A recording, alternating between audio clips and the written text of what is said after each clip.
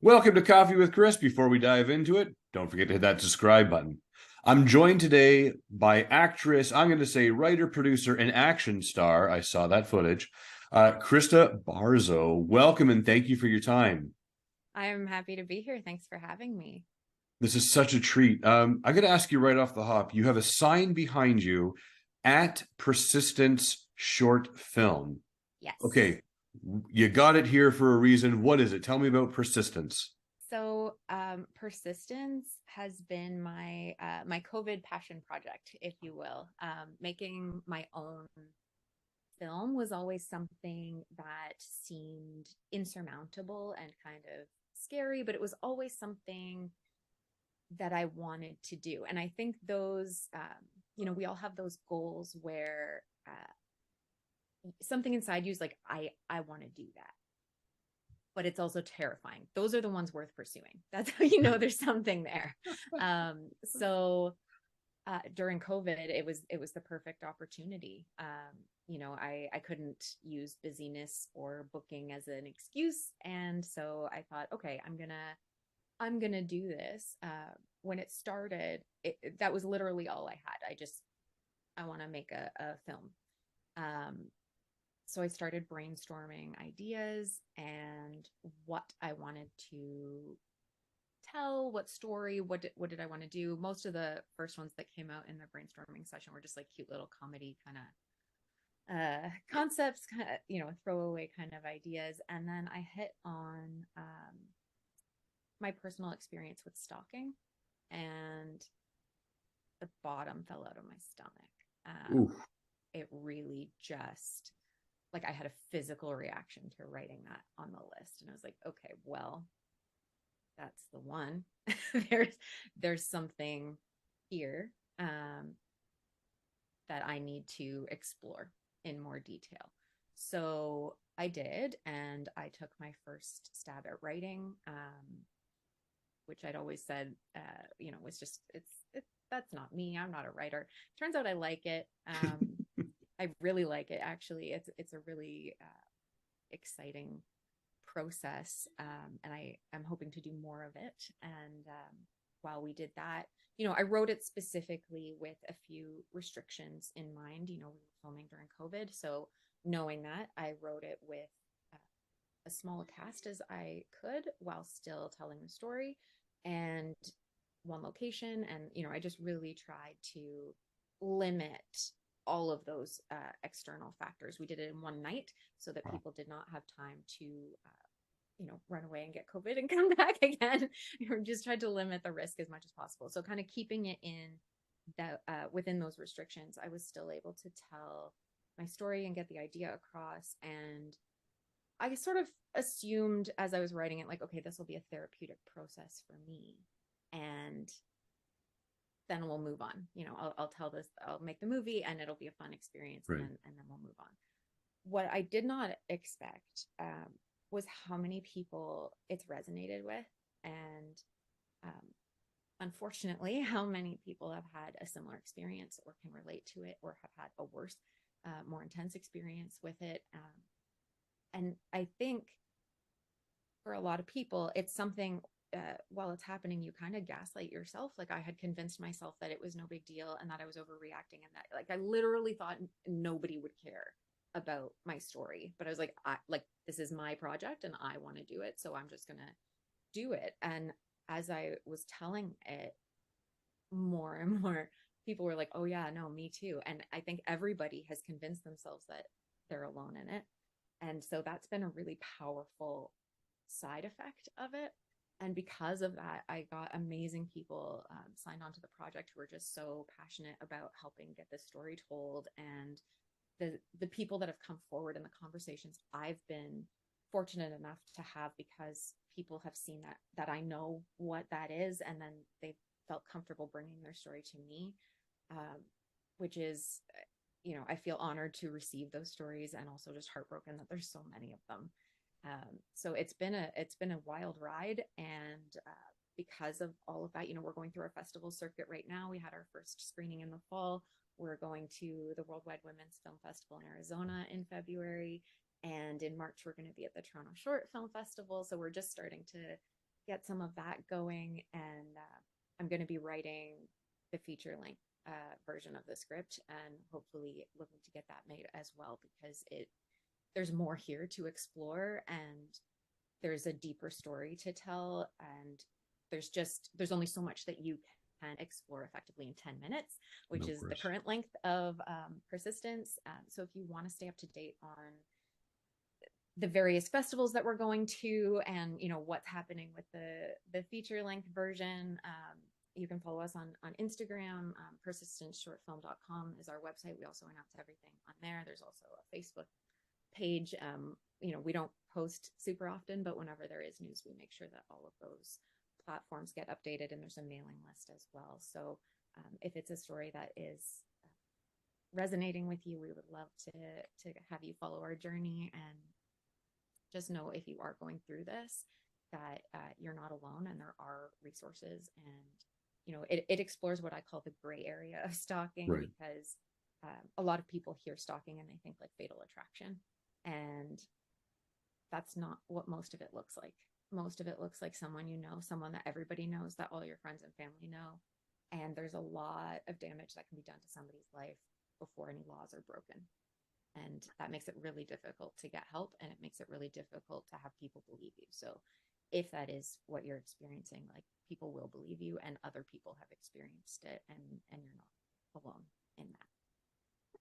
So if you don't mind my asking, and feel free to tell me off if you will, with your personal experience, can you share with us your experience with what you encountered with the stalking? Yeah, absolutely. Unfortunately, it's not a solo incident. It's happened a couple of times. And in my case, I do count myself as very lucky, because it never escalated to violence.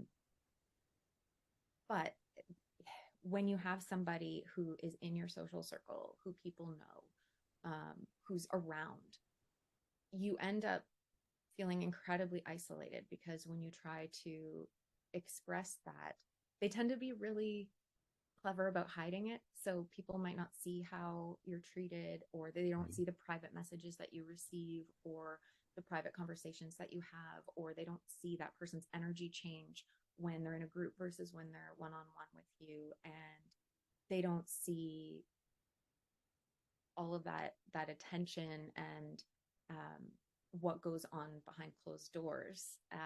So it can feel really isolating that way. And then because of that, if it's making you uncomfortable, and you're constantly uncomfortable and having to defend yourself, it gets to a point where you start, well, I don't really want to go to that major event, because that person's going to be there, and I just don't want to deal with it. And maybe I don't want to go to this networking event, and maybe I'm not then making connections I need to further my career, or maybe I'm dropping out of school because it's gotten so bad and my mental health is suffering. And so it really, people think like, oh, well, it wasn't violent, so like, just get over it. But it can really limit your future. It can limit your opportunities. It can stop you from pursuing your dreams. It can isolate you and ruin friendships, and with friends and family. It can be really, really detrimental and isolating, and it can be something that nobody else sees.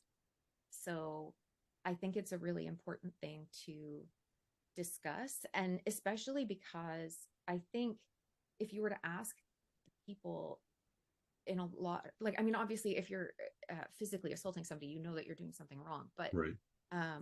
A lot of times I think the people who are doing this to people wouldn't I be able to identify that this was problematic behavior, because our society raises it's not exclusively men, but No, of course. the majority is young men, that this is what romance is. If you want to win the girl, you don't take no for an answer. You keep coming back. You just, if she's dating somebody else, just wait around, like, you'll get your turn. This is how we raise people to understand how to pursue somebody romantically, and it's problematic. If you're talking about a job opportunity or a certain income level that you want to obtain, like, yeah, don't take no for an answer. Keep, going to courses and keep coming back at it and don't give up. When you're talking about a human person, they get a say in it and they can say no. And you have to take that as the answer. Right. It doesn't make you weak, it doesn't make you less than. Sometimes you have to take no for an answer. And you can choose, if you think that that person is worth it, you could choose to wait around if they're dating somebody else or if they're not interested right now, or maybe they're not ready. You can choose to wait, but that is a choice and a gamble that you are taking. They do not owe you the next turn in line. That's not how human beings work. So if they then are ready to start dating and date somebody who's not you, you don't get to be pissed about that. You took a gamble, it didn't pay off. You don't get to lash out at the person about that. But it can be a terrifying situation. Somebody watching someone's face change when they find out that you're dating somebody that isn't them, and the rage that falls over their face, and that you're going to have to deal with that is a scary moment. And that's why these things, even in my case again, where it didn't escalate to violence, you never know that while you're living it. You don't know that that's going to be the outcome. You don't know that that rage is going to be something that that person's able to handle internally or not. They know your habits, they're constantly around, they can find you, you're going to be alone with them at some point. And if they're just harboring this anger, it's terrifying, and it's just always there. And so again, like, talking about it now, you're like, obviously it is a big deal, but while you're going through it, everybody convinces you that you're kind of making it up or pulling it out of proportion. Not. But it is. And I think we need to not only talk about the existence of that, but to start identifying this behavior as problematic and maybe changing the conversation about what equals romance.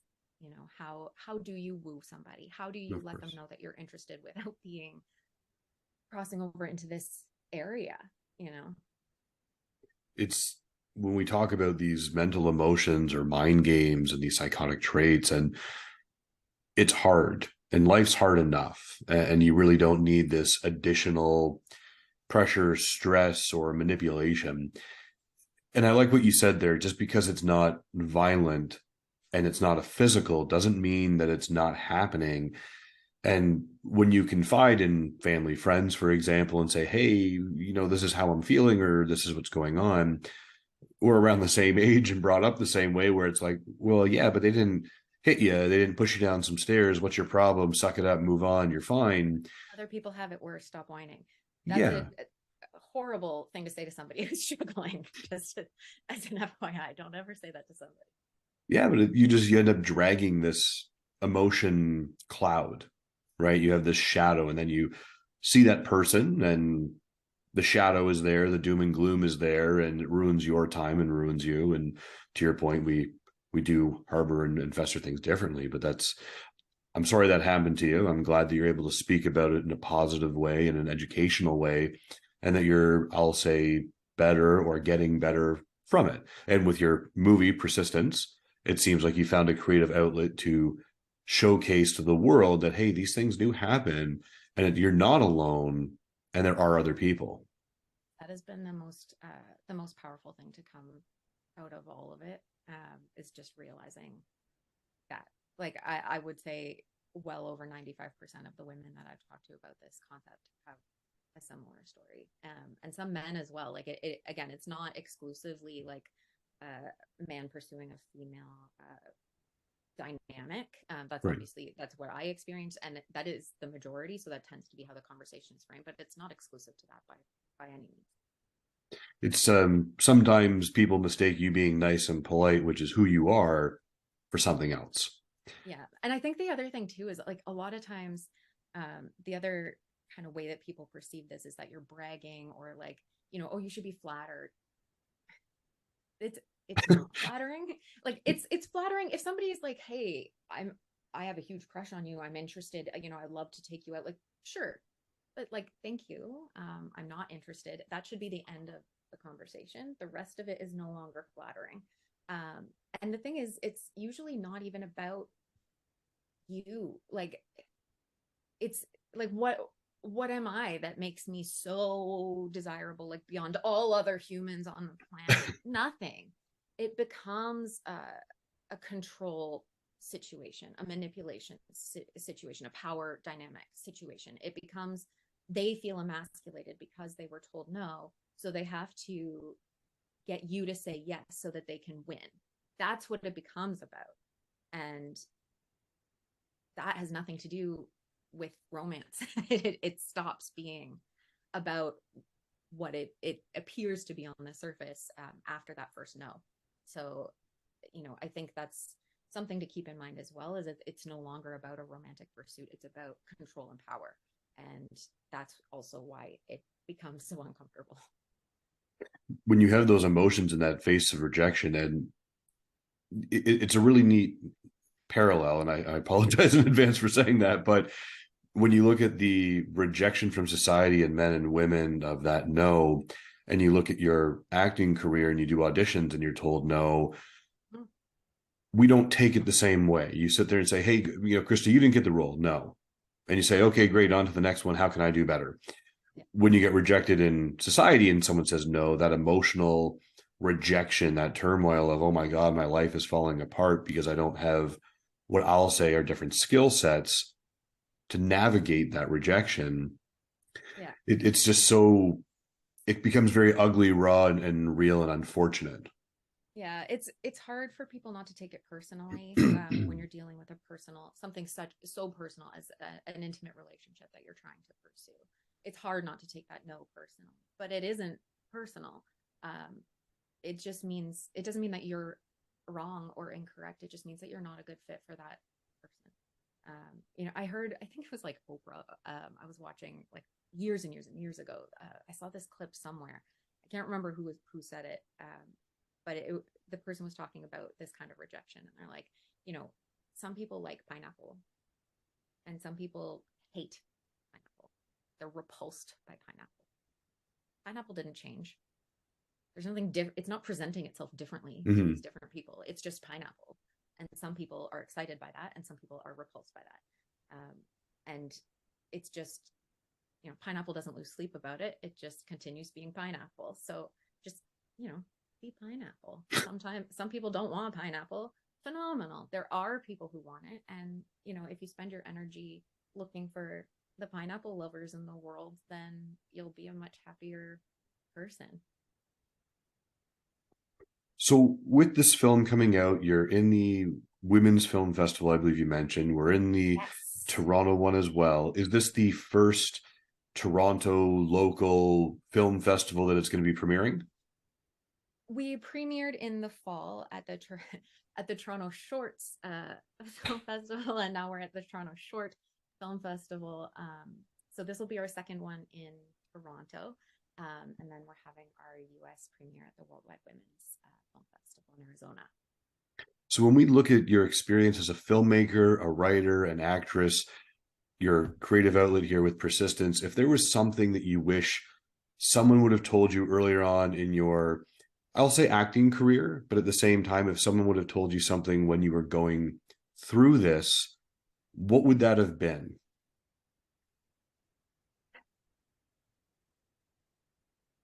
So it's not so much something I wish that people would have told me, as much as something I wish I would have understood and taken in earlier, Okay. which is to create your own stuff. And I think when I was just starting as an actor, because that's always been my primary artistic outlet, like from the time I was quite young. And then when I started taking it more seriously, it's hard because you're just waiting for someone in a suit to give you permission to create art. It's a weird, if I'm a painter, I can just paint something. Right. I might not get paid for it the way that I want to, but I can do the art. But because filmmaking is such an expensive endeavor, there's this bureaucratic layer that most artists don't have to fight through, which is that in order to even just act, I need someone in a boardroom to approve me and to give me permission to do that.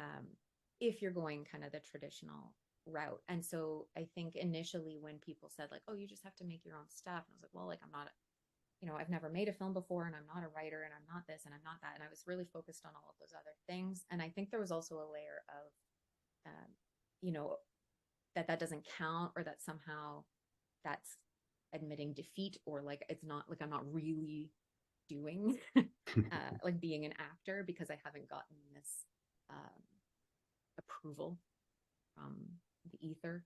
Uh, and it's gross. It's a gross feeling to be sitting there like, please let me art. Please let me art. Let me art.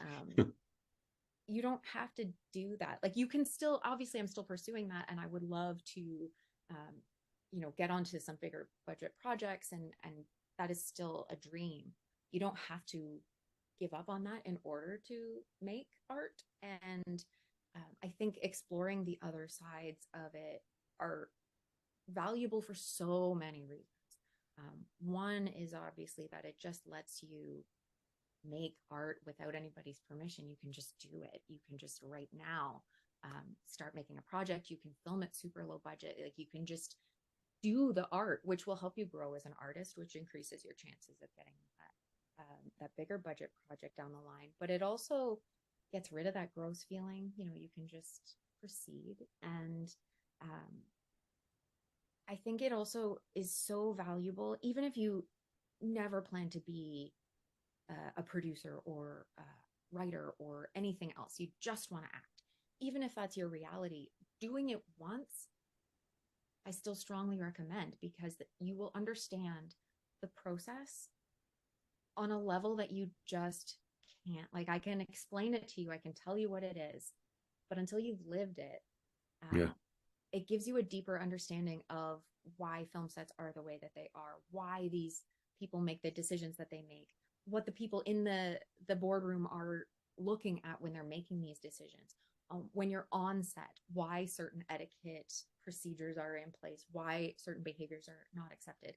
Because when you're the one running it, you are the one having to make those decisions, and it suddenly becomes a lot more clear. Like, oh, okay, I might not love that as an like from the actor's side, it might seem frustrating that this happens in this way, but when you can see why it happens, it gives you that empathy and can really just open your mind and just make you a better team member when you are on set, because that's really what it comes down to. You hear all these stories about these actors showing up and they have massive egos and everything's about them and why everybody's doing these things to them.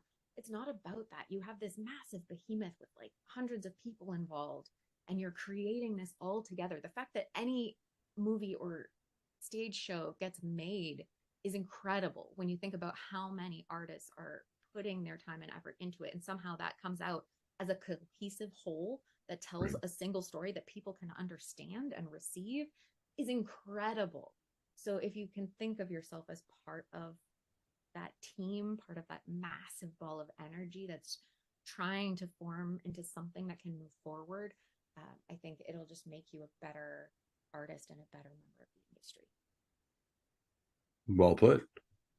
Where can people learn more about Krista Barzso? KristaBarzso.com. I'm also, again, like I'm Krista Barzso on everything. So you follow me on Instagram or Facebook, or Krista Barzso official on TikTok is just starting. So that's a baby account. We're expanding, but my website has my reels and my resume, and I try to put some news up there, and it links to everything as well. So that's a great place to get started. My IMDb links there as well. But if you want to get to know a bit of the less professional me, the goofball side of me, that's all on Instagram. Fair enough. So for the goofball side, it's Instagram for sure. I have time for one more question for you, Krista. What makes Krista Barzso smile? My puppy. She's a silly little goose. Spending time with friends and family, and just seeing people that I care about do really well and make brave decisions is it. There's just something about seeing somebody take a leap of faith in themselves, having that faith in themselves that they can get through something and trying something new. That always just I'm sitting there scrolling on my phone, yes. And I love that. But yeah. And the puppy that's barking. And the puppy.